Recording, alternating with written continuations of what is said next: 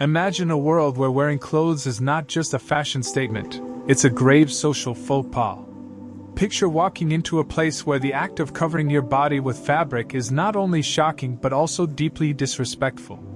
Sounds impossible, right?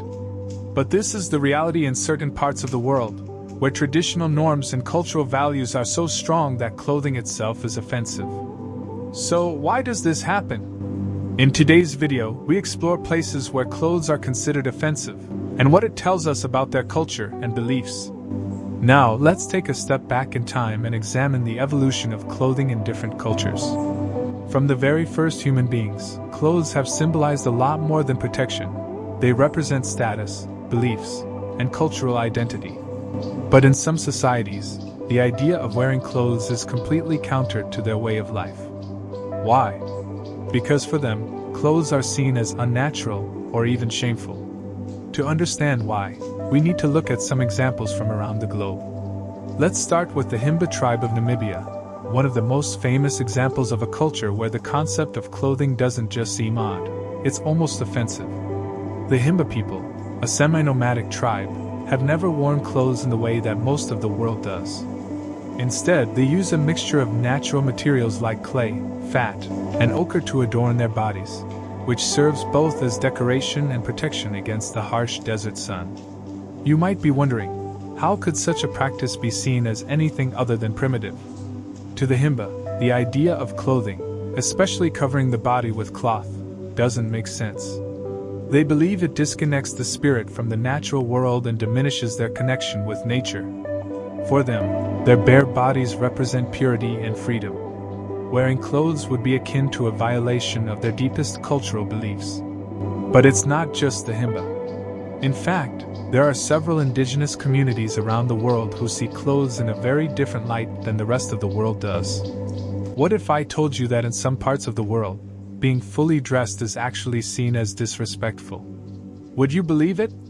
Stay tuned, because in just a few moments, I'll reveal an island society where wearing clothes at all is considered not only rude but an insult to their community values. Now, let's talk about the Korowai people of Papua New Guinea. This isolated tribe lives deep in the jungles and has only recently come into contact with the outside world. For them, clothes are not only unnecessary, they're a symbol of corruption. Their traditional lifestyle is all about living harmoniously with nature, and they see clothing as something that separates them from the earth.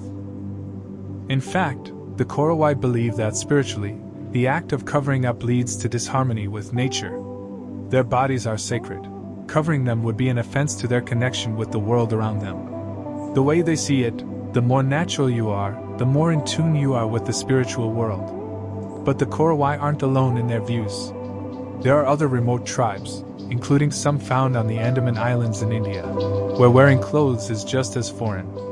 They prefer to go about their day completely bare, wearing nothing but nature itself as their attire. And here's where things take an unexpected turn. While these tribes seem to have found their own natural balance, the modern world can't always relate to these lifestyles. So, what happens when these indigenous communities come into contact with the outside world? The clash of cultures can lead to massive misunderstandings. Imagine being an outsider visiting a tribe where you're asked to remove your clothes because your very presence is seen as a cultural invasion. How would you react?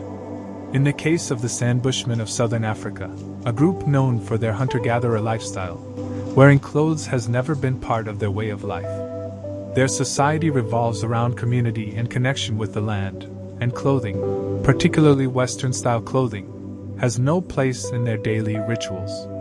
Yet, when outsiders come in, the Bushmen are often pressured to conform to modern norms. Now, this leads us to an interesting question. Is it possible for such traditions to survive in a rapidly changing world? Can cultures that have thrived without clothes adapt to a society that demands them? What does this clash of cultures teach us?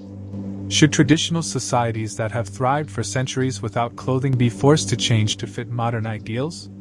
And how does our view of clothing shape our perception of culture?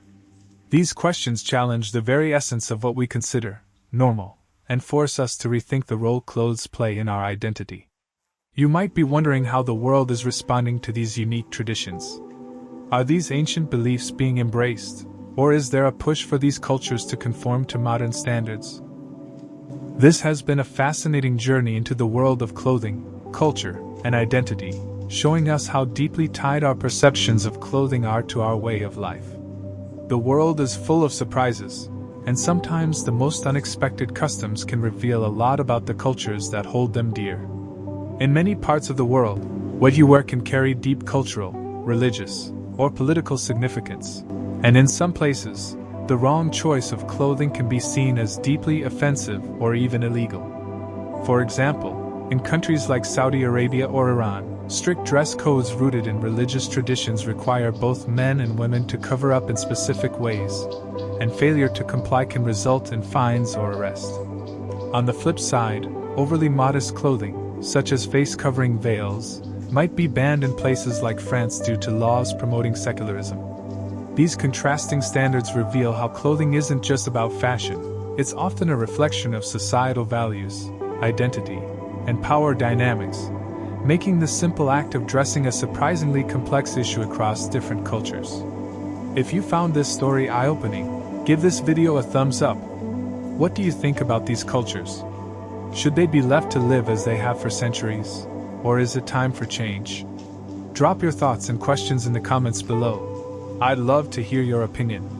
Don't forget to subscribe and hit the bell icon for more deep dives into fascinating stories from around the world. See you in the next video, where we explore more fascinating aspects of human culture and tradition.